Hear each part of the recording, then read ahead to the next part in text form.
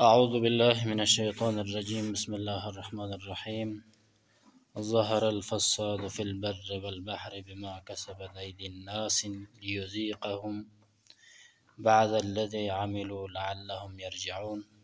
الآیه. صدق الله العظیم. آغاز این درس ما، این آیه که تلاوت شد خدمت شما، آیه 41 سوره روم، در واقع این آیه جواب و نتیجه بیانات قبلی هست. خب این که مردمان گذشته به دعوت پیامبرایشان گوش ندادند، خدای واحد و لا شریک را به یکتا و یگانگیش نشناختند، عبادت نکردند. خب این که در جای ازی که اونجا عدالت که مایه خیر و خوبی، بنیاد و اساس خیر و خوبی است وجود می داشت، عدالت را فراموش کردند، پشت سر گذاشتند، در عوض آمدن ظلم و ستم را اشاعه کردند در بینشان، و همچنانی که به جایی که اطاعت میکردند عصیانگری و نافرمانی کردند. نتیجه چیست؟ چی شد پس؟ الله متعال میگه ظهر الفساد فی البر والبحر. در نتیجه این همه کردارها و عقاید فاسد اونها ظاهر شد، پدیدار شد تباهی فی البر والبحر، در خشکه و در دریا تباهی آشکار شد. اون تباهی چی بود؟ کم شدن و خشک شدن آبها، همچنان قحطی و قمتی و نابودی، کمبودی، همینطور خوف و هراس، یعنی ترس و هراس، همینطور ظلم، ستم، همچنان از بین رفتن عدالت، اینها در جامعه زیاد شد، اینها در جامعه شیوع پیدا کرد. فساد یعنی تباهی. تباهی معناهای مختلف داره.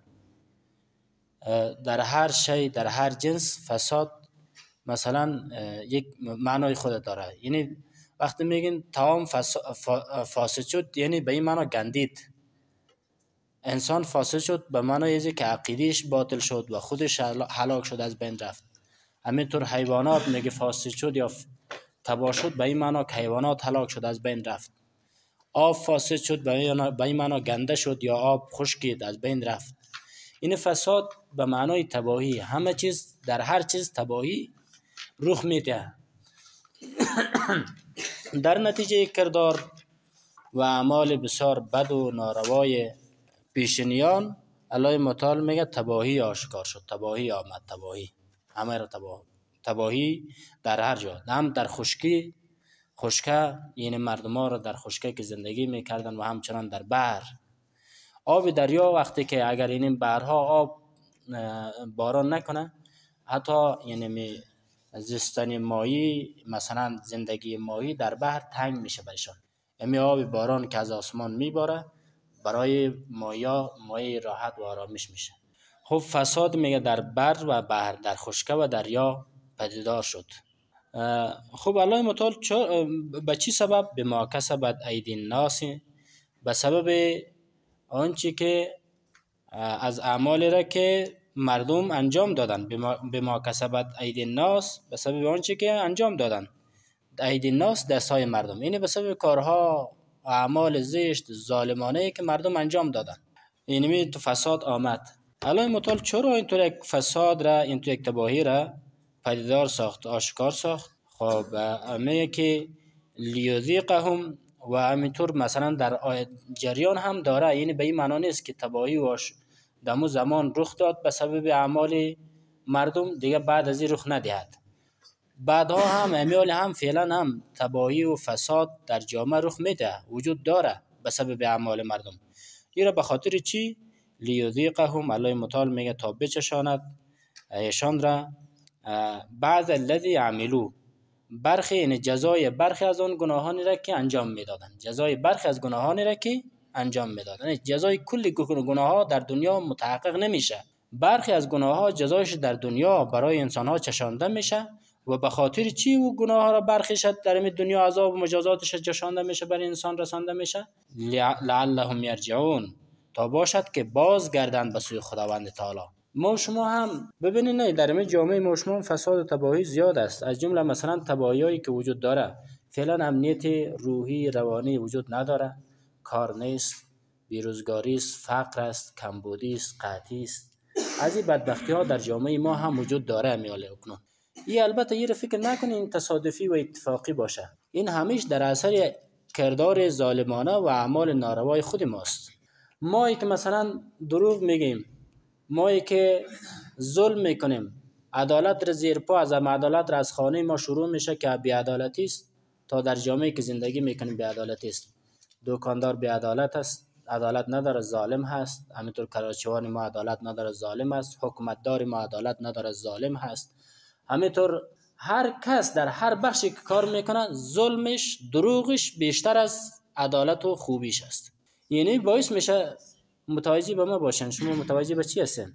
یعنی باعث میشه که ما این امروز یعنی ترس در زندگی ما حاکم است، آرامش، امنیت در زندگی ما وجود نداره. همین رقم بی‌اعتمادی در جامعه ما زیاد شده، هر کس، هیچ کس به کسی دیگه اعتماد نداره. قحطی و کمبودی هم زیاد شده، روز به روز میبینیم بیکاری هم افزایش پیدا میکنه. علتش چیست؟ ظلم وجود داره، ظلم. هر کس در هر سطحی که قرار داره ظلم میکنه، گناه میکنه، نافرمانی خدا را میکنه. این نافرمانی خدا این معنا نداره که نماز نخوان. درست نماز نخواندن هم یکی از نافرمانی های خداست. نافرمانی های خدا این عام است. می که ظلم میکنه، حق یک بنده را تلف میکنه، چی تجاوز میکنه، چی بد میگه، چی مثلا یک سیلی میزنه، چی هر کار دیگه را در حق ملت روا میداره، این ظلم است. یعنی نافرمانی خداست. نافرمانی خدا وقتی که عام میشه، باز در جامعه تباهی و فساد رخ میده. فساد و تباهی چیست؟ اینم چیزایی که پیشتر بر شما گفتم. الله متعال میگه ظهر الفساد، و یعنی پدیدار شد تباهی، فی البر در خشکه و البحر در دریا. برخی دیگه تفسیر کردن که فی البر در قریه ها و شهرهایی که در خشکه قرار داره، واقع است در خشکه، یا مثلا کشورهایی که در خشکه واقع است. و البحر کشورها یا قریه ها و شهرهایی که در ساحل دریا یا در جزایر در بین بحرها قرار داره، اینها رو میگن. منظوری که عامتر است، یعنی به این معنا که وقتی که گناه زیاد شد، باز اما تباهی هم عام میشه، همه جا را فرا میگیره، هم در بحر رخ میده تباهی و هم در خشکه. بما کسبت ایدی الناس، به سبب آنچه که انجام دادن دستهای مردم، یعنی مردم انجام دادن به سبب اعمال زشتی که مردم انجام دادن. خب الله متعال میگه این فساد و تباهی را به خاطر چی آشکار میسازه؟ لیذیقهم، تا بچشاند به آنان بعد الذی عملوا، برخی این جزای برخی از آن چیزی که اونها بودن میکردن، انجام میدادن. لعلهم یرجعون، تا باشد اونها بازگردن.